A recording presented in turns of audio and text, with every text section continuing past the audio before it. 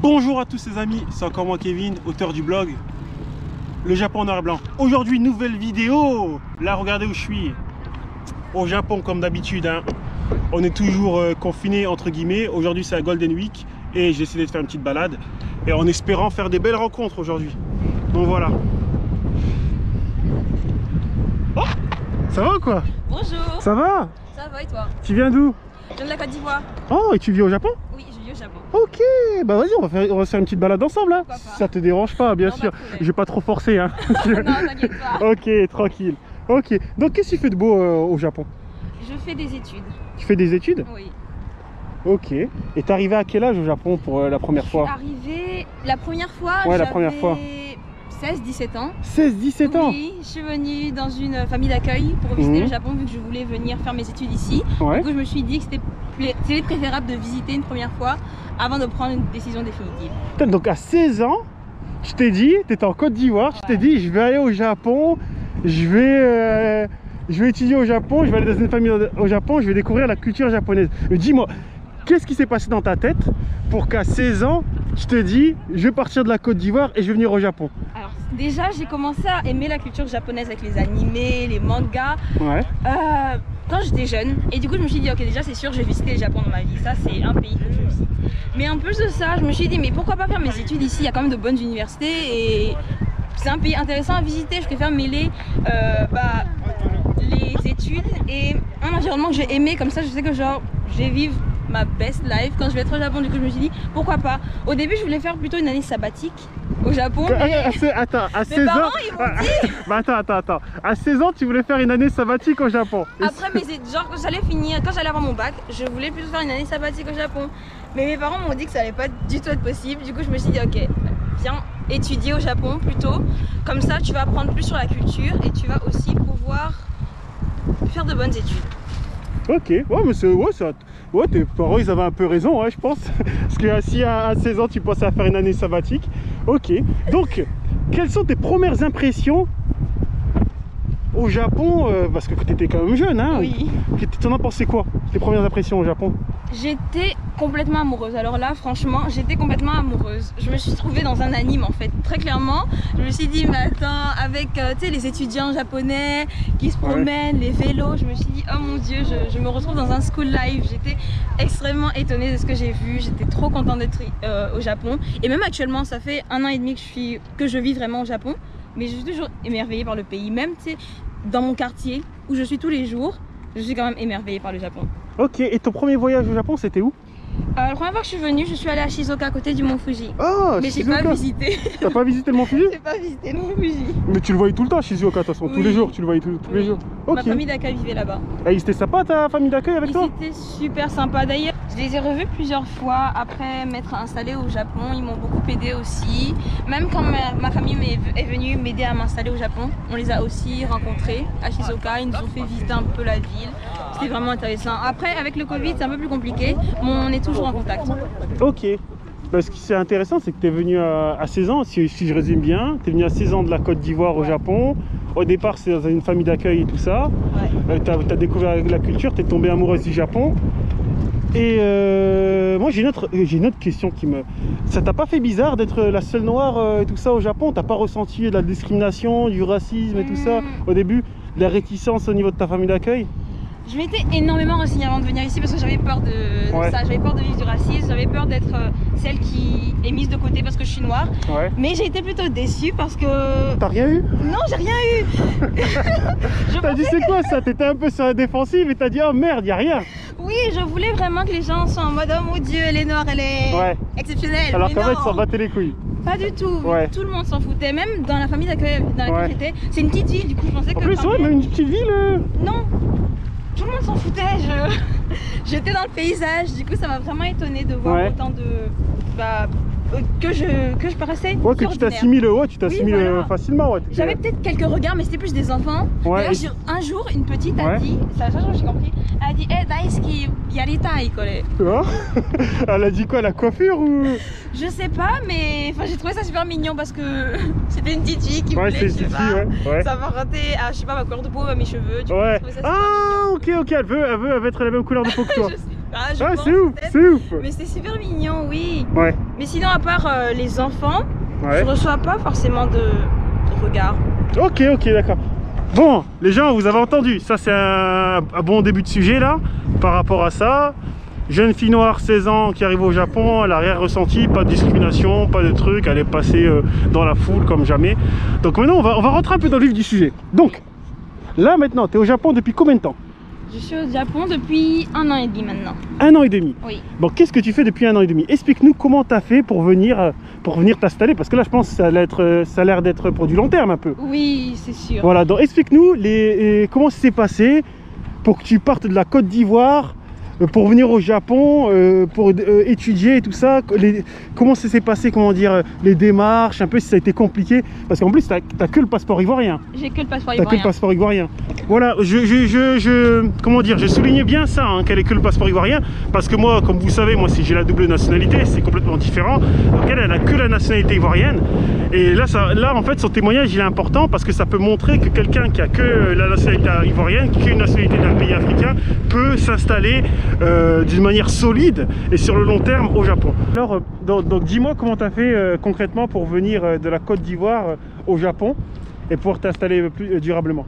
Alors, il faut commencer par savoir que moi, personne m'a aidé.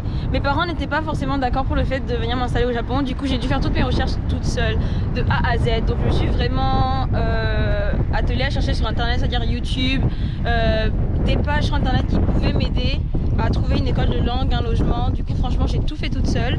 Ce qui était un peu plus difficile parce que c'était aussi mon année du bac. Du coup, il fallait que je me concentre sur mon bac, plus sur trouver une école de langue. Parce que dans mon école, à Blaise Pascal, on a aussi la possibilité, on a 2 heures par semaine où les profs t'expliquent comment ça va passer à l'université. Mais c'est plus sur Parcoursup ou plutôt des cursus au Canada. Du coup, ça fait que déjà mes professeurs aussi me décourageaient pour venir au Japon. Ils me disaient que non, c'est pas une bonne idée, que je vais rien faire là-bas. Mais moi, mon plan était fixe, je devais venir au Japon. Du coup, j'ai cherché toute seule. J'ai trouvé déjà pour commencer un site qui s'appelait Gogo Nihon. Ils trouvaient des écoles de langue et tout. Mais malheureusement, toutes celles que je cherchais étaient déjà bookées parce que je m'y prenais trop tard. Ouais, ça c'est vrai, ouais. ça, il faut se prendre bien en avance, ouais. Oui, et comme j'avais pas d'aide, je savais pas forcément où aller. Mais du coup, finalement, en fait, j'ai décidé de aussi forcer mes parents à m'aider. Du coup, je leur ai demandé de demander aussi à l'ambassade s'ils avaient des recommandations pour les écoles de langue, et j'ai trouvé mon école de langue comme ça, Shinjuku Nihongo Gakko.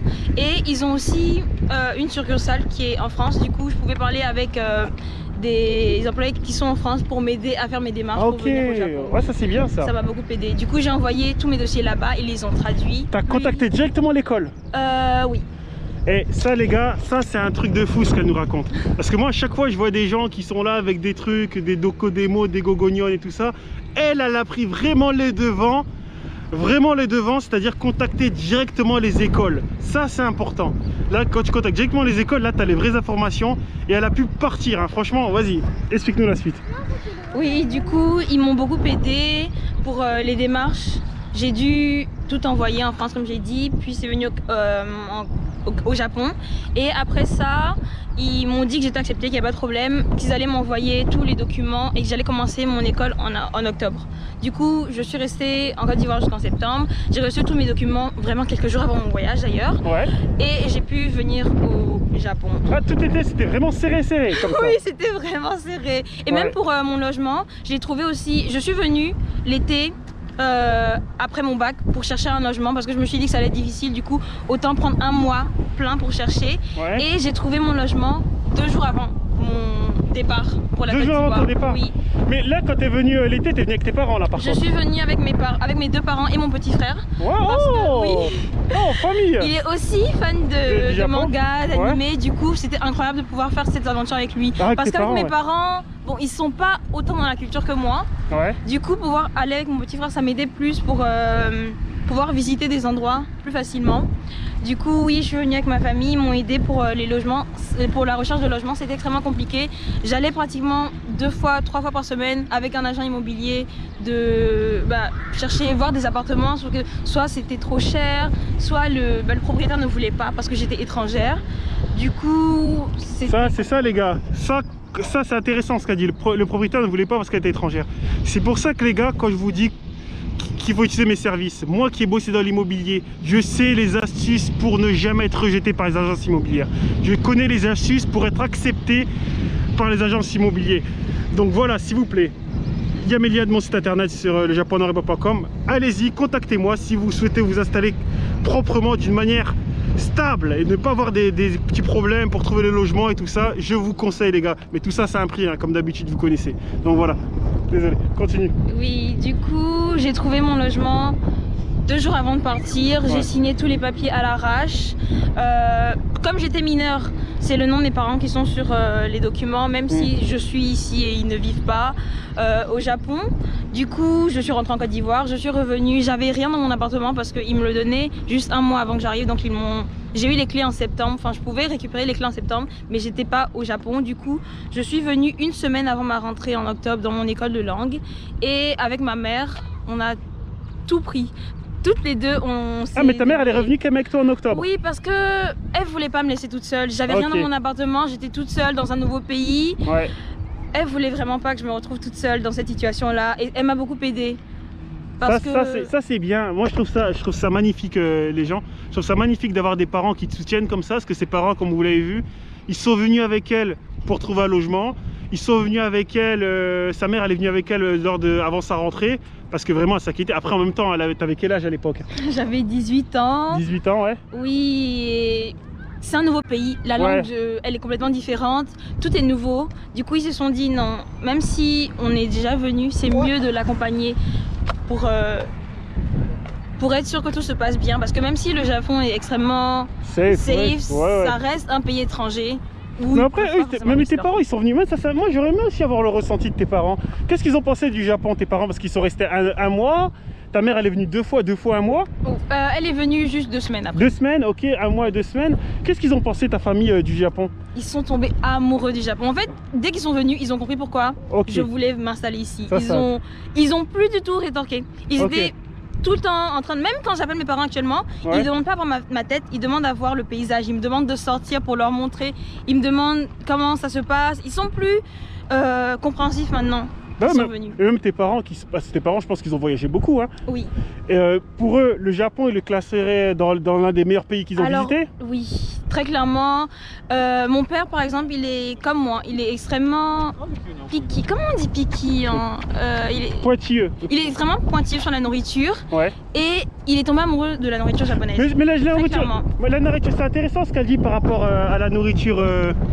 À la nourriture japonaise et tout ça, parce que ma chérie elle avait fait une vidéo par rapport à la nourriture ivoirienne et elle avait dit que les Ivoiriens et les Japonais, ils avaient beaucoup, comment dire, de ressemblances au niveau de la consommation, notamment de poissons, de ça et tout ça. Et en général elle avait dit que les Japonais ils peuvent aimer la nourriture ivoirienne, mais les Ivoiriens, est-ce qu'ils peuvent aimer la nourriture japonaise? Ça, j'avais un peu des réticences, mais mon père lui kiffait. Donc là, tu me dis que tes parents ont vraiment aimé. Mes parents sont tombés amoureux de la nourriture japonaise, surtout du curry. Ils adorent. Du curry? Ils adorent le curry, oui. Ils adorent le curry. Et par exemple, mon petit frère aussi, il adore les sushis. Du coup, l'emmener dans un bar à sushi, mais il se retrouve au paradis en fait. Du coup, tout le monde est tombé amoureux du Japon et franchement, ils ont encore plus supporté mon projet. Finalement, c'était eux qui m'aidaient plus pour les démarches qu'avant où j'étais toute seule à faire tout. Non, est-ce qu'ils ont compris? Ils ont compris exactement. Ils ont compris mon état d'esprit. Ok, ça c'est... franchement, c'est magnifique. Oui. C'est magnifique. Ok.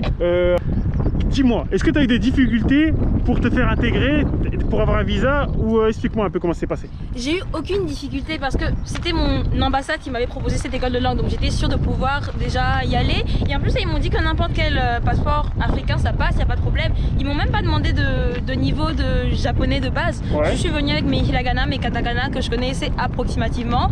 J'ai commencé par faire un test dans l'école quand je suis arrivée. Sur 100 j'ai eu 2, mais il n'y avait pas de problème, ils m'ont mis dans une très bonne classe. J'étais niveau débutant 1 du coup et ça s'est très bien passé, j'ai pas eu de problème. C'était juste un peu long parce que je m'y suis pris un peu tard, mais sinon à part ça non, j'ai pas eu de problème. Il n'y a aucun moment tu pensais que tu allais être rejeté ou un truc comme ça? Ou ils t'ont toujours rassuré ou Mes parents étaient un peu stressés parce que bon, on arrivait fin septembre, j'avais toujours pas tous les papiers pour faire mon visa. Mais non, ils m'ont toujours rassuré, ils m'ont juste dit que parfois ça prend plus de temps.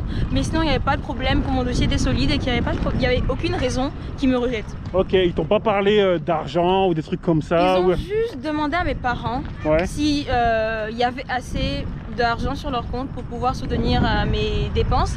Mais sinon, sur mes comptes par exemple, ils n'ont rien demandé. Ils n'ont rien demandé. Putain. Ça les gens, ça c'est important. Parce que moi qui ai fait un échange, qui est venu, qui a étudié aussi dans les universités japonaises, c'était complètement différent. C'était beaucoup plus difficile. Et pourtant, j'ai aussi un passeport français, les gens.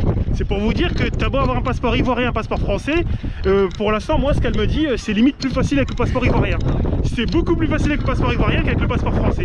Donc là, franchement, c'est un truc de dingue, là, ce qu'elle me dit. Et je suis étonné. Moi, je suis étonné qu'elle ait eu aucune difficulté. Même au niveau de l'argent, il lui aurait demandé. Parce que moi, on m'a demandé 15 000 € sur mon compte en banque. Et elle, il lui aurait demandé tout ça. Quand j'ai mon compte en banque, c'est mon compte en banque, hein. C'est pas celui de mes parents, ils m'ont demandé à moi. Donc franchement, ça a été beaucoup plus simple pour elle de venir étudier au Japon que pour moi. Voilà, je suis étonné, Après, j'étais aussi mineure, du coup, forcément, toutes les dépenses devaient être au compte de mes parents, mais ils m'ont pas demandé, même pour mon appartement. J'étais toujours mineure au Japon parce que c'est à 20 ans là, la majorité, mais j'ai pas eu de problème. Ils m'ont toujours dit, tant que mes parents signaient, pour l'instant, il n'y a pas de problème. Ouais, mais tes parents, ils leur rien demandé à eux. À part certains documents financiers. Oui, ça c'est sûr qu'ils ont un travail tranquille. Mais sinon, non. Ça c'est normal. Ça c'est plutôt bien. En plus, quand je dis financier, c'est ils ont pas appelé la banque en Côte d'Ivoire. Non. Donc tu pouvais même donner des trucs photoshopés, ils s'en foutaient. Je suppose, oui. Ouais, ok. Ouais, mais franchement, c'est dingue ça. Franchement, ça c'est dingue. Ça m'impressionne. Et en plus, elle a tout fait ça par elle-même, sans passer par des agents, sans passer par des trucs, des tralala et tout ça. Et ça a bien marché. Donc franchement, c'est dingue. Donc voilà. Donc après, t'es arrivé dans l'école. Déjà, t'avais un niveau japonais 0. 0. Les gars, elle arrivait avec un niveau japonais 0. Ils savaient même pas que c'était possible. Qu'on pouvait arriver au Japon avec un japonais 0. Mais en tout cas, elle arrive avec un japonais 0. Elle est prise dans l'école. Et maintenant, tu es à l'université. Dis-moi comment ça s'est passé pour passer d'une école de langue en un an d'une école de langue pour aller à l'université la seconde année. Alors, au début, j'étais censée passer le Eijō test, c'est le test pour l'entrée dans les universités, et le JLPT. Sauf qu'en fait, Covid est arrivé, du coup, je pouvais plus passer aucun test parce que ils les autorisaient plus les tests. Du coup, je commençais à énormément stresser, surtout que je voulais aller à Waseda. Et je commençais à énormément stresser parce que ils acceptaient plus difficilement les premières années, plus que j'avais aucun document en plus pour spécifier que mon japonais était assez bon pour entrer dans une université. Du coup, j'étais extrêmement stressée et j'ai parlé avec mes professeurs de l'école de langue et ils m'ont dit qu'ils faisaient aussi des recommandations. Avec certaines universités. Oui, du coup ils m'ont donné des papiers pour m'expliquer un petit peu comment ça se passait. C'est pas pour toutes les facultés que tu as les recommandations. C'est pour certaines facultés et c'est un nombre d'étudiants bien déterminé. Du coup 2 ou 3 étudiants par faculté. Du coup, ce qui s'est passé, c'est que j'ai dû passer un entretien avec mes professeurs de mon école de langue où ils me demandaient pourquoi je voulais entrer dans cette université, pourquoi je choisissais ce cursus-là. Et ça s'est bien passé. Du coup, après, j'ai dû écrire un essai en japonais. Bon, donc tu disais quoi? Oui, par rapport au test. Donc ça faisait combien de temps que tu travaillais ton japonais là? Tu étudiais le japonais? Ça faisait environ 9 mois, je dirais. 1 an, 9 mois que j'apprenais le japonais. Du coup, ils m'ont aidé à écrire mon essai. À ce moment-là, j'étais niveau intermédiaire 3. Intermédiaire 3. Je passais avancé 1. Avancé 1? Oui. Oh, non, là, on a du cerveau là. Non. On a du cerveau. Attendez les gars. Voilà, donc là, vous dites, en moins d'1 an, elle était au niveau intermédiaire avancé 1. Les gars, ça, j'en suis sûr et certain qu'elle a dû utiliser la méthode du grand patron, la méthode du boss. Bon, comme d'habitude, vous savez comment étudier proprement le japonais. Pour apprendre le japonais en 3 mois, elle a fait en 6 mois niveau avancé, c'est déjà bien. Mais vous pouvez aussi accélérer tout ça en 3 mois avec mon e-book, les gars. Mon e-book, comment apprendre à parler japonais en 3 mois, disponible sur mon site internet, japonnoiretblanc.com. Allez. Explique-nous comment tu as fait. Je pense que mon niveau déjà de japonais aurait été plus avancé si j'avais pu faire tous mes cours à l'école. Parce qu'au bout d'un moment, j'ai fait les cours en ligne. Du coup, ça a tout changé. J'arrivais plus à bosser de façon aussi intensive qu'avant. Parce que déjà, quand je faisais les cours intensifs à l'école, du coup, c'était quand même assez soutenu. Il y avait énormément de conversations, énormément de kanji à apprendre. Mais quand tu fais les cours en ligne, c'est plus compliqué. J'arrivais plus à me concentrer autant. Le fait de ne pas pouvoir discuter autant avec ses professeurs, c'était compliqué. Du coup, bon, ça a changé ma méthode de travail, mais quand même, je pense que mon niveau aurait pu être beaucoup plus élevé si j'avais continué les cours à l'école. Ok, d'accord. Bon, mais quand même, mais après 7-8 mois, tu savais rédiger une dissertation et tout ça. Oui, il n'y avait pas de problème. Après, tu nous as parlé un peu de GLPT. Oui. Au niveau GLPT, maintenant, c'est combien? J'ai le N2. Waouh, N2. Un mauvais N2. Non, c'est un N2 quand même. C'est un N2 quand même. Donc les gens, en moins d'1 an, elle avait le niveau 0 en japonais et elle a eu le GLPT N2. Vous imaginez? Elle était au niveau avancé. Ça, c'est un truc de malade. C'est un truc de malade. C'est pour dire que quand on veut, on peut. Et encore, elle l'a dit que si elle avait eu la possibilité d'aller en cours tout le temps, elle aurait eu un niveau largement plus élevé. Ok. D'accord, je suis étonné. Après, on va dire que c'est la puissance ivoirienne, les gens. Les Ivoiriens, on a une facilité à apprendre les langues. C'est comme ça, on l'a facile le japonais, les gars. On l'a facile. C'est pour ça, là, c'est la preuve encore. Hein. C'est la preuve. Bon. Oui, surtout qu'en fait, j'étais la seule noire dans mon école. Et le fait d'être avec que des Asiatiques et des Chinois, ils avaient énormément de facilité avec les kanji. Et je voulais être au même niveau que tout le monde. Du coup, je bossais 10 fois plus que je voulais forcément qu'on ait le même niveau. Du coup, ça fait qu'en fait, quand tu sais, quand je suis arrivée intermédiaire, finalement, j'avais les meilleures notes en kanji. Parce qu'au bout d'un moment, ils pensent qu'ils les connaissent, du coup ils font moins d'efforts. Alors que moi justement je continuais, du coup ça fait qu'en général j'avais les meilleures notes pour les kanji. Ouais, ça c'est vrai ça. C'est vrai que quand vous allez dans les écoles avec des étrangers, des Coréens surtout, les Coréens ils bossent vite et les Chinois, t'as envie de te tenir au niveau. Et c'est bien, c'est ça, c'est bien de se dire d'être le meilleur. Moi je le dis tout le temps dans mes vidéos. Elle pense être la meilleure et vous voyez comment ça payait. Au bout d'1 an elle avait le truc, elle est passée à avancer. Quand tu penses être le meilleur, la meilleure, bah c'est ça qui arrive.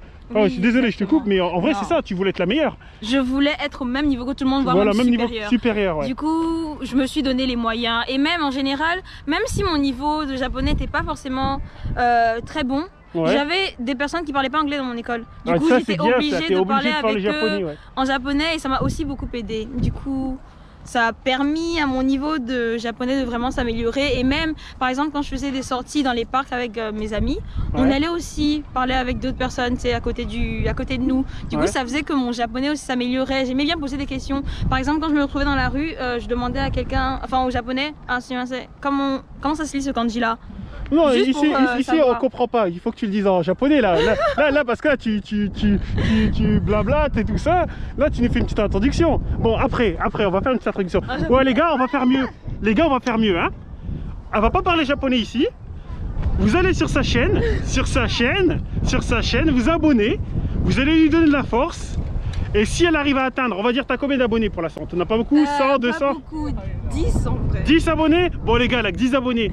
Faites péter sa page au moins aux 1000 abonnés. Et si elle atteint 1000 abonnés, elle va faire une vidéo full japonais. D'accord. Voilà, full japonais. Et si elle arrive à avoir 10 000 abonnés, Inch'Allah wa ta'ala, je vais la faire une interview avec elle, ma petite soeur et ma femme. Ils vont parler en japonais, comme ça on va juger son niveau. Les gars, on va faire ça, ok? Ça te va? Gambare. Ok, gambare, ok.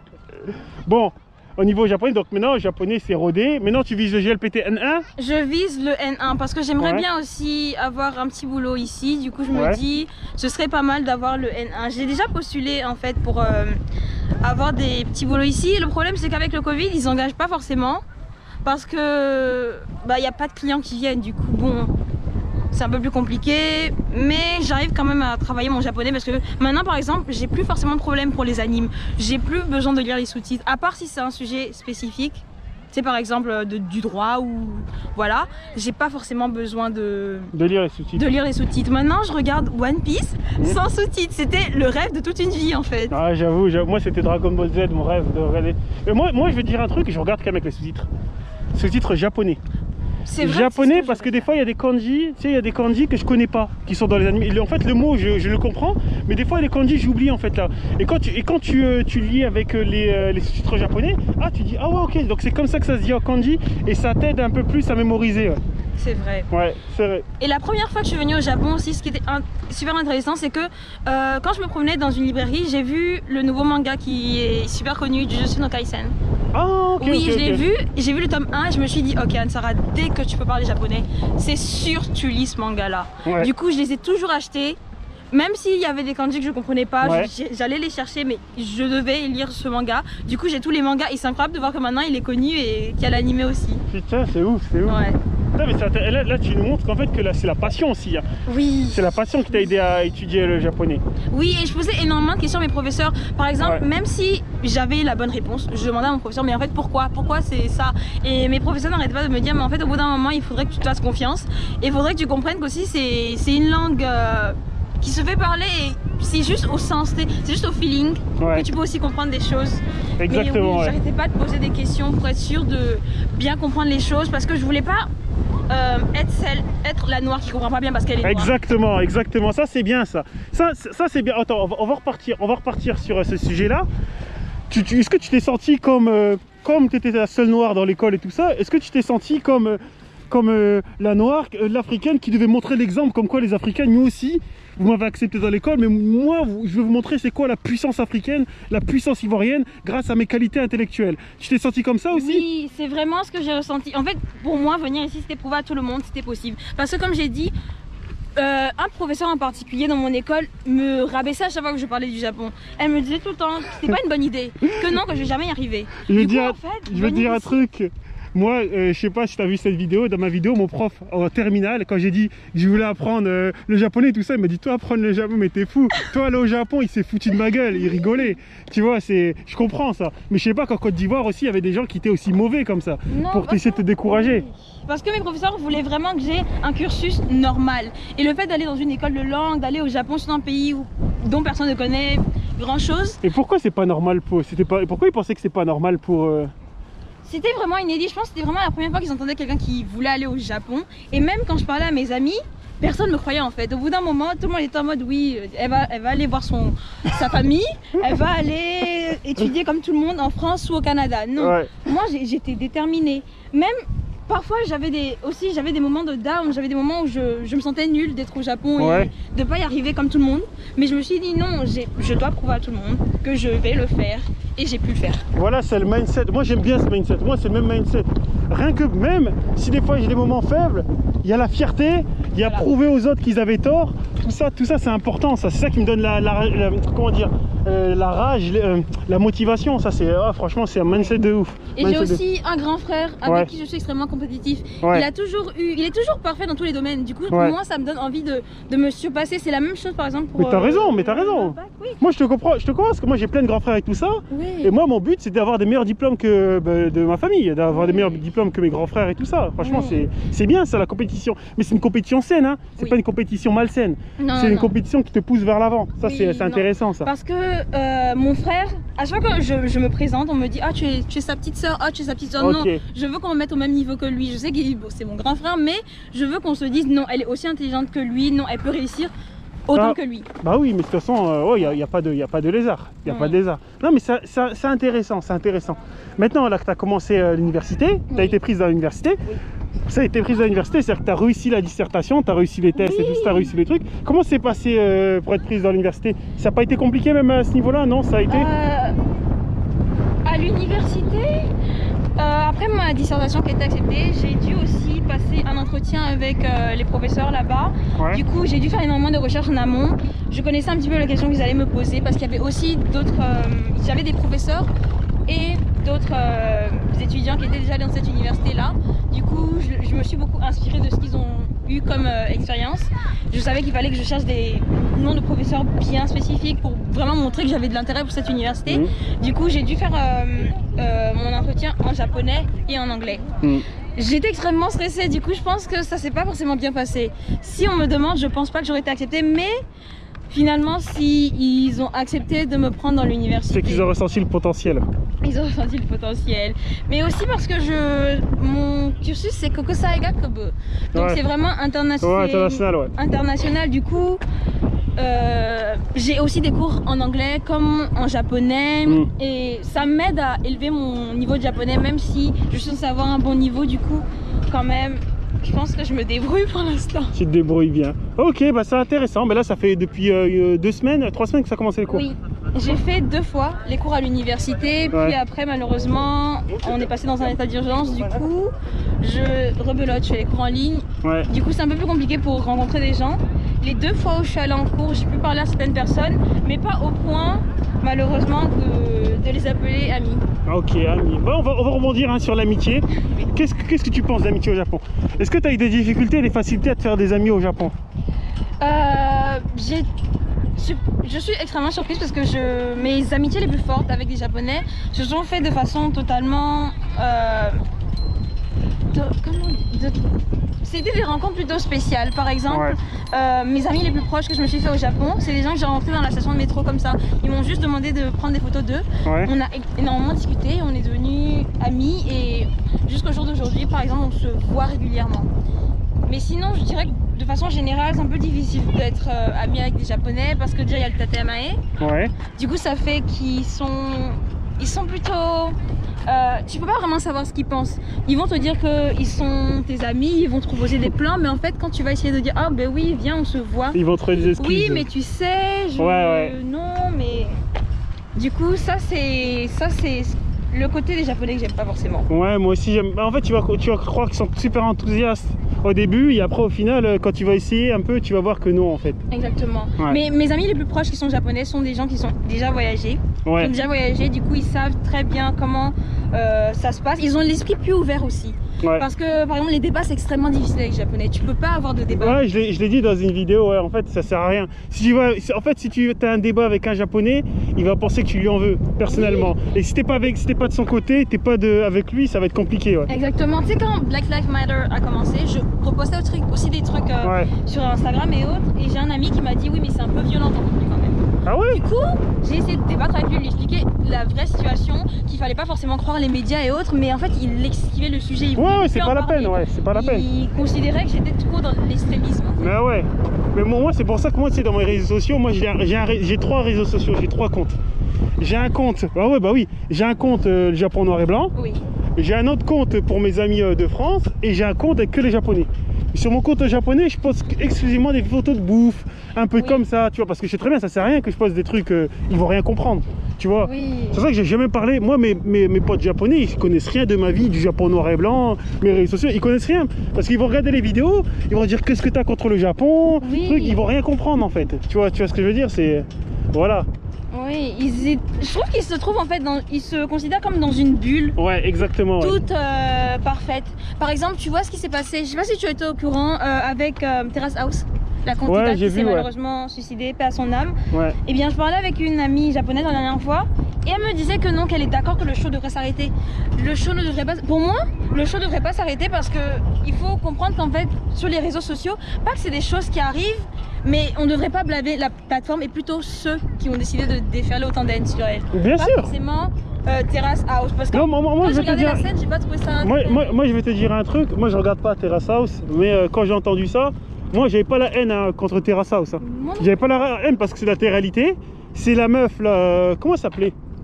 Anna truc là, Kimura Anna, qui a décidé d'être dans l'émission. C'est triste, hein. Mais si t'es pas bien mentalement, si tu as peur des critiques, tu ne rentres pas dans ce genre d'émission. Je sais que dans les émissions françaises, on fait d'abord tu vois un psychologue. Exactement. Pour être sûr que ton esprit, que tu es mentalement assez stable pour faire la télé-réalité. Mais je suppose que ce n'était pas le cas ici. Mais après, Terrace House, c'est un show extrêmement calme, extrêmement plat. J'aime parce que j'ai commencé quand j'étais en Côte d'Ivoire et je voulais juste voir le Japon en fait. Mais sinon, c'est vachement plat, il n'y a pas grand chose. Du coup, je suppose que c'est pour ça que ça a autant choqué. Ouais, mais moi c'est surtout les gens sur Twitter, ils devraient tous... Après ils se sont enfuis. Les gars, non, moi les gars sur Twitter aussi, les gars qui ont fait ça, la haine, ils devaient être enfermés. D'ailleurs il a été enfermé. Et ouais, mais après c'est intéressant, est-ce que tu dis qu'en Côte d'Ivoire tu regardais ça? Est-ce que depuis que tu es venu au Japon, ça t'intéresse toujours autant les séries japonaises ou trucs, hormis les animés? Je vais dire la vérité, je suis un peu déçue côté animé depuis que je suis au Japon. Parce qu'en fait, quand tu regardes autour de toi, c'est un animé. Finalement, les mangaka, ils sont pas forcément si originaux que ça, en fait. Ok. Oui, en fait, quand tu regardes autour de toi, c'est vraiment un school life finalement. Ouais. Du coup, ça m'a un peu déçue. Je me suis dit, au début, avant de venir au Japon, je me disais que les mangaka étaient extrêmement intéressants, qu'ils avaient une imagination fulgurante, mais finalement, c'est pas forcément le cas parce qu'ils relatent juste des faits de la vie courante. Mais ça reste toujours aussi intéressant. Ouais, moi c'est vrai, c'est la même chose en fait. Moi avant, je kiffais les séries japonaises, animés, mangas. Même avec les vrais acteurs aussi, les films, j'ai arrêté de regarder depuis que je suis au Japon. Ce qui m'intéresse, c'est quand c'est vraiment original. Parce qu'en vrai, je trouve que c'est que la vie. Pourquoi, moi j'ai envie de me détendre le soir, pourquoi je regarderais ce que je vois déjà tous les jours? Exactement. Ouais, c'est ça le problème. Ouais. Du coup, ça m'a un peu déçu. Du coup, à part les animes, franchement, je regarde plus autant de télé-réalité japonaise, même si j'ai plus le choix. Ça m'intéresse pas forcément parce que c'est vraiment la vie commune. C'est vraiment. Ok. Tu sors et c'est ça. Ok, d'accord. Bon, je vais te poser une question. Ouais, en parlant de vie, trucs, parlant de trucs, d'amitié, tout ça. Et au niveau amour, au niveau des gars, au niveau. Non, plus sérieusement, t'as déjà été abordé. Attends. Bon, est-ce qu'il y a des gars, il y a des Japonais, tout ça, qui sont déjà venus t'aborder, qui t'ont dit des mots doux, qui ont essayé de t'entourlouper ou un truc comme ça, te tchatcher? Alors déjà, c'est très commun à Shibuya. Ouais, Shibuya. Oui, à Shibuya, surtout à côté de la station, c'est à Chico. Ouais. C'est très commun que les Japonais viennent te parler, viennent t'aborder, essayer de demander ton numéro ou autre. Ça m'est déjà aussi arrivé à Shinjuku. Ou par exemple quand je vais juste dans des izakaya avec des amis, par exemple je vais faire la queue aux toilettes et on va venir me parler, bonjour, tu parles japonais, oui, est-ce que tu as line et autres, c'est un peu gênant. Ah ouais, t'es populaire. Et moi on n'est jamais venu, moi on n'est jamais venu me tchatcher. Ouais, j'ai pas de chance, moi on n'est jamais venu me tchatcher. Après je suis un homme, hein. Au Japon c'est plus les hommes qui font le premier pas en général. C'est rare qu'une fille va faire le premier pas, même tes copines filles elles t'ont jamais dit moi j'ai fait le premier pas, c'est rare. Ça c'est impossible au Japon. Au Japon c'est vraiment impossible. Elles sont trop douces et elles sont censées être toutes gentilles, du coup c'est un peu plus difficile pour elles de faire le premier pas. Ok, ouais mais c'est intéressant. Donc voilà, ça aussi tu trouves pas, toi t'as pas d'amis, t'as des amis comment dire, japonaises, françaises, étrangères? Oui. Tu sors souvent avec elles? Oui. Est-ce que tu trouves des fois qu'il y a une différence de traitement? Où les gars ils vont plus vers elle ou plus vers toi? Je trouve que les Japonais sont plus attirés par, disons, les blanches, par exemple, aux yeux bleus, je dirais. Ouais. Par exemple, j'ai une amie qui est du coup blanche, par exemple, et alors là, à chaque fois qu'on est sortis, même si moi aussi on vient m'aborder parfois, mais plus elle, très clairement, alors là, elle, elle a côte, oui. Sérieusement? Ok, mais est-ce que c'est le même type de gars qui s'intéresse à elle? Je dirais que non. Un peu différent quand même. Ouais, parce que moi je sais, toi qui es au Japon maintenant, toi tu as déjà vu ma femme, tu as déjà vu les étrangers là-bas. Moi je trouve que les étrangers blancs par exemple, ils sortent avec à différents types de meufs et les étrangers noirs avec à différents types de meufs. Moi je trouve que moi je trouve quand même que les étrangers noirs au Japon, en général, pas tous, en général ils ont plus des femmes grandes, un peu plus en chair, un peu plus élégantes que les Japonais, les blancs et tout ça, les Caucasiens ils sont plus avec des Japonaises petites, qui prennent un peu moins soin d'elles et tout ça. Non mais t'as pas remarqué ça? Non mais oui, maintenant que tu en parles, oui c'est vrai qu'il y a une différence entre les Japonais qui vont être, les Japonaises qui vont être avec des hommes noirs ou avec des hommes blancs. C'est vrai qu'il y a une grande différence. Ouais. Et tu penses que c'est pareil avec les hommes japonais? Oui, je pense que c'est pareil. Mais déjà pour commencer, les Japonais, je dirais que leur type c'est plutôt les femmes calmes, toutes douces, ce qui n'est absolument pas mon cas. Non, je trouve que t'es comme toute douce, il faut pas mettre les clichés de la femme noire énervée. Non, pas forcément, mais par exemple, dans les relations avec les Japonais, dans les simples relations dans lesquelles j'ai été, je passais toujours pour celle qui aime le conflit, alors que non, je considère qu'il y a, quand il y a un problème, il faudrait le dire. Mais en fait, on va en parler de ça. Moi je connais bien parce que ça fait depuis un moment. En fait, le problème de ça, c'est que les Japonais entre couples, ils aiment pas trop le débat, les trucs, ils aiment pas trop. Donc peut-être qu'en Côte d'Ivoire, tu es une Ivoirienne, ça va être les palabres, tu vois, c'est rien. C'est pas dire que tu détestes. Tu vas pas dire que tu détestes ton mari. Tu vois, ça veut rien dire. Tu parles tranquille. Même en France, c'est pareil. Tu peux te battre, tu peux te fighter avec ton mari et après être dans le lit, être heureux. Tu vois ce que je veux dire? Tandis que les Japonais, quand ils se battent en couple et tout ça, ils vont sentir comme si c'était la guerre en fait. Oui, exactement. Et eux, pour une seule embrouille, ils peuvent, le couple être fini. Oui. Surtout quand ils sont pas mariés et tout ça, ouais. Oui, ça c'est vrai. Ça... Ouais. Et le problème aussi, c'est que bah, du coup, ça fait que finalement, les Japonais emmagasinent énormément. Ouais. Et en un fight, oui, en un fight, ça peut être fini parce que justement, il a trop emmagasiné, ça faisait trop pour lui. Du coup, finalement, il décide de tout laisser sortir en un coup, alors que je trouve que forcément, ça rend la relation pas forcément super saine. Ah, exactement. Ouais. Ah, moi c'est un côté que j'aime pas. En fait, tu fermes ta gueule, t'es un peu un chien en fait. Oui. Moi, en vrai, hein, c'est ça. Moi, je dis ça, mais en vrai, c'est ça. Moi, je connais, je sais comment ça se fait. Moi, je me tais, j'ai rien du tout. Ouais, tu vois, c'est. Ok, c'est intéressant par rapport à ça. Bon, on va faire un dernier point. Un dernier point pour te nourrir, la nourriture japonaise, ça va? Oui, j'adore. Ah, par contre, aussi sur les couples, ce que j'ai oublié de dire, c'est que j'adore être avec des amis japonais qui sont en couple parce que tu sens pas que t'es la 5e roue du carrosse. Très ouais, bah oui, parce que oui, ça c'est bien, oui, ça c'est un truc intéressant. En fait, ce qu'elle veut dire, ouais, c'est que après, je sais pas en Côte d'Ivoire comment ça se passe. En France, je connais un peu. Mais c'est vrai qu'en France, en Europe, quand tu es avec un couple, tu sais que tu es avec un couple, ils vont se passer leur temps à s'embrasser, à se faire des câlins et tout ça, tandis que dans les couples au Japon, tu fais pas de même dehors, tu fais pas de... Franchement, je suis sortie plusieurs fois avec des amis en couple et franchement ça s'est super bien passé. Je me suis pas dit ok, à un moment je sais que je dois sur mon téléphone parce qu'ils sont en train de s'embrasser ou quoi, non. Carrément, ouais. Même se tenir la main parfois ils voulaient pas. Ouais, c'est vrai. Alors que c'est tout simple, mais du coup ça c'est quand même super bien.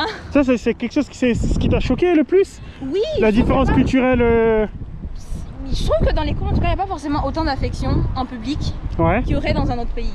Ok. Et en Côte d'Ivoire, il y en a beaucoup d'affection en public, tu trouves, des couples? Il y a quand même beaucoup plus d'affection en public. Par contre, quand je suis en tout cas en Côte d'Ivoire avec mes amis, s'ils sont en couple, je le saurais. Ça, je me sentirais gênée. Ouais, c'est vrai que tu vas le sentir direct partout. Mais au Japon, il y a des personnes, ils peuvent être en couple, même dans la même entreprise, tu le seras pas. La première fois que j'ai eu une amie qui a été en couple avec un japonais, elle m'a dit oui, non, mais ça fait déjà 2 semaines qu'on est ensemble. Je t'ai montré que sur Instagram on avait le même background de photo. Juste à cause du même background de photo, ça signifiait qu'ils étaient ensemble. Ouais, carrément. Ça m'a choqué. Carrément ça. Oui. Ouais, mais c'est vrai qu'ils s'affichent pas trop. Mais après aussi, c'est des champions de la tromperie. Hein. C'est des champions. Voilà, ils s'affichent pas trop et tout parce que c'est des champions de la tromperie. Mais après, c'est vrai ce que tu as dit. Franchement, c'est vrai. C'est intéressant. Bon, on va partir sur un dernier truc par rapport à la nourriture. Oui. Ça va, tu te nourris bien, tu aimes bien la nourriture japonaise. Y a pas de problème, j'adore, franchement. J'adore, ok. Oui. Ok. Et au niveau des cheveux, parce que je sais très bien, c'est un souci qu'il y a beaucoup de Noirs, beaucoup d'Africains qui viennent au Japon, c'est pour les cheveux. Moi ça va, je suis chauve, donc j'ai pas ce problème, je me rase par moi-même, mais j'ai des potes qui me disent où je peux me faire les contours, où je peux me faire coiffer. Toi, dis-moi par rapport à ça. Alors déjà je me fais pas les contours donc bon ça, ça va. Oui. Mais ça c'est un truc qui m'a beaucoup inquiété quand je suis venue vivre au Japon parce que je savais que j'allais pas avoir de coiffeuse forcément. Même en France, en vrai je trouve ça vachement cher comparé à la Côte d'Ivoire où par exemple tu peux te faire presser avec 10 000. C'est vrai qu'en Côte d'Ivoire, même la coupe de cheveux, tu vois, je m'étais fait coiffer les cheveux. 500. Non, moi j'étais j'étais à Cocody, hein. C'était un peu cher. Mais moi c'était 1500. Mes frères se font coiffer à 500. Voilà, moi 1500. Moi je connais au Japon comment c'était. Au Japon 1500. Au Japon pour se faire coiffer quand t'es un homme c'est 50 €. Ça veut dire 5000 ou 6000 yens. Donc 1500 c'est 2-3 €. Pour moi j'ai trouvé ça pas cher. C'est pas du tout cher. Pas cher, donc moi j'ai même fait une vidéo sur YouTube et j'ai dit waouh c'est trop pas cher et tout ça. Les gars ils m'ont dit mais t'es un ouf Kevin, tu peux te faire coiffer à 500 et tout ça. Voilà. Mais en France ça va être quoi, 20 €?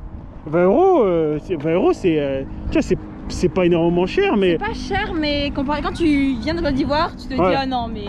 Mais quand tu viens de Côte d'Ivoire, donc au Japon, c'est un truc de ouf. Oui, c'est encore pire. Du coup, ça fait qu'en fait, vu que j'ai la chance de pouvoir repartir voir ma famille en décembre, j'essaye de prendre le plus de produits pour mes cheveux que je peux. Et en général, j'essaye d'apprendre à me coiffer toute seule du coup. Depuis que je savais que j'allais venir au Japon, j'ai demandé même à mes coiffeuses quand j'allais au salon de m'aider de montrer des techniques pour le faire moi-même parce que je savais que ça allait être compliqué. Bon, je suis pas parfaite, mais ce qui est bien, c'est qu'au Japon, ils sont pas habitués à mes cheveux. Du coup, même si je rate ma coiffure, ils vont toujours me dire que c'est parfait.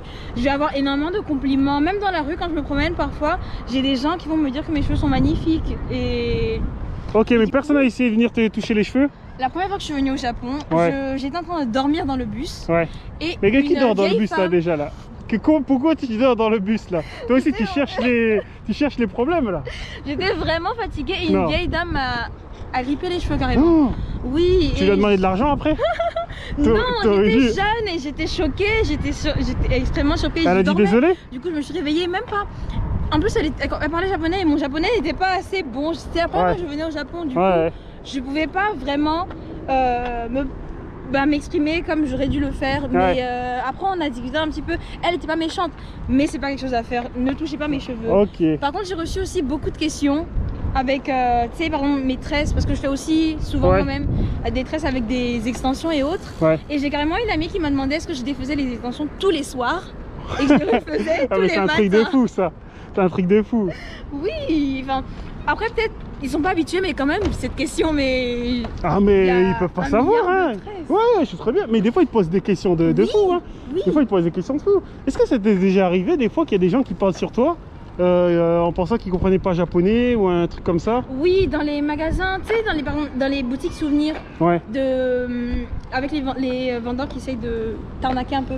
Il y a des trucs comme ça au Japon? Oui, par exemple, ils vont te le vendre un petit peu plus cher, Ah, oui, alors oui. que normalement, Ah, tu oui, sais oui, très oui. bien que ça pourrait être moins cher. Ouais. Du coup, oui, ça m'est déjà arrivé de dire sumimasen.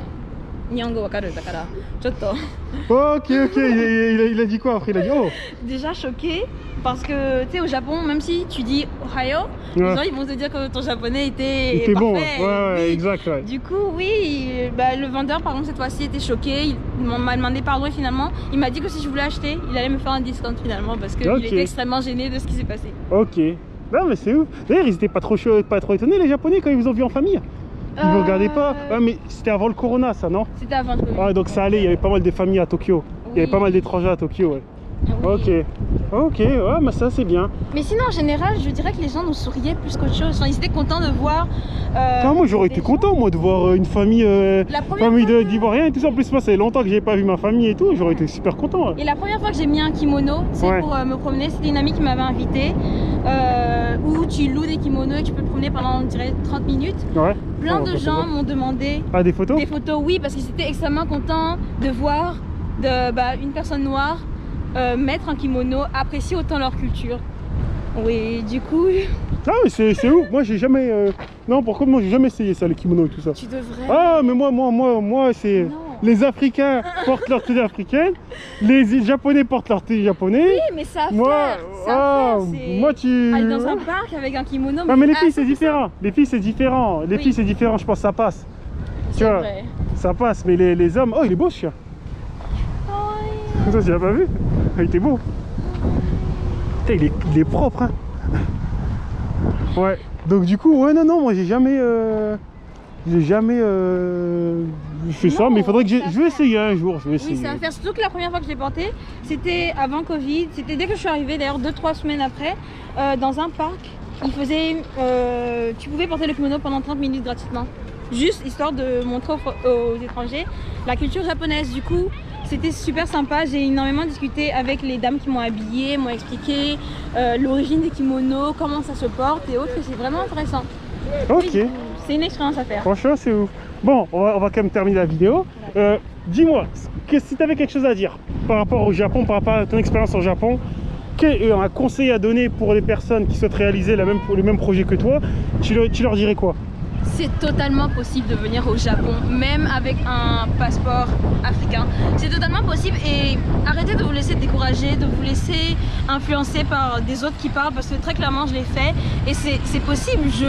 Je dirais pas que j'ai des facilités pour l'apprentissage, mais avec de l'aide de mon école de langue, j'ai pu moi-même venir au Japon dans une université japonaise. Ce que j'aurais pu, ce que certains pensent impossible, je l'ai fait, du coup c'est totalement possible. Franchement, venez, c'est incroyable, du coup c'est à faire le Japon. Ok, d'accord. Bon, c'était très intéressant. Le mot de la fin, c'était très intéressant. Franchement, moi je suis étonné aussi par rapport à ça. Donc les gens, comment ça va se passer la suite? Allez vous abonner à sa chaîne. Allez vous abonner à sa chaîne. Et s'il y a d'autres sujets que vous souhaitez qu'on aborde ensemble ou qu'elle aborde ça, allez voir sur sa chaîne ou dites-le moi en commentaire hein, et on va essayer d'aborder ça. Et au pire on fera une autre vidéo ensemble ou d'autres vidéos, hein, de toute façon toujours. Hein. Donc en tout cas, voilà, moi c'était très enrichissant ce qu'elle a dit. Et bon, je vous dis à bientôt, hein, de toute façon, pour une prochaine vidéo. La bise. Tu vas dire? Au revoir, sayonara. Ouais.